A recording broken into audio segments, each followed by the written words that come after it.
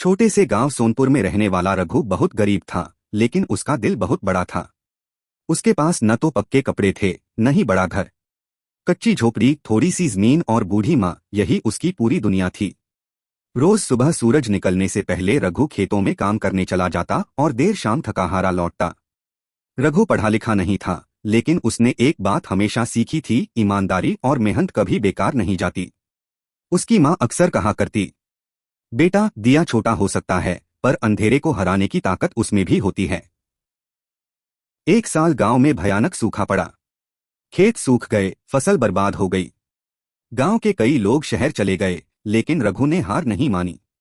उसने पास के तालाब को गहरा करने का काम शुरू किया ताकि बारिश का पानी जमा हो सके। लोग हंसते थे, अकेला आदमी क्या कर लेगा, लेकिन रघु रोज मेहनत करता रहा। उसके हाथों में छाले पड़ गए, शरीर टूटने लगा, पर मन मजबूत रहा। एक दिन अचानक तेज बारिश हुई। तालाब में पानी भर गया। धीरे धीरे गांव के कुएं भी भरने लगे। अगली फसल अच्छी हुई। पूरे गांव में खुशी लौट आई। अब वही लोग जो रघु पर हंसते थे, उसकी तारीफ करने लगे। समय बीतता गया। रघु ने अपने खेतों में नई तकनीक अपनाई, बच्चों को पढ़ने के लिए स्कूल भेजा और अपनी माँ का अच्छे से ख्याल रखा। उसकी मेहनत रंग लाई। कुछ सालों में वह गांव का सबसे सम्मानित किसान बन गया।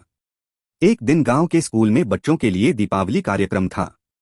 शिक्षक ने रघु को मंच पर बुलाया और कहा, बच्चों, यह है रघु।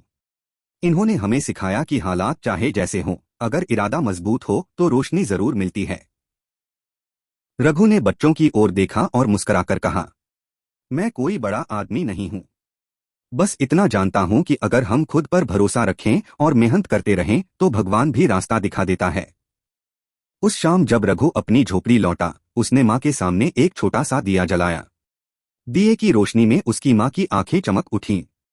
माँ ने धीरे से कहा, देखा बेटा, मैंने कहा था न, छोटा दिया भी बहुत बड़ा उजाला कर सकता है। और सच में रघु सिर्फ अपने घर का नहीं, पूरे गांव का उजाला बन चुका था।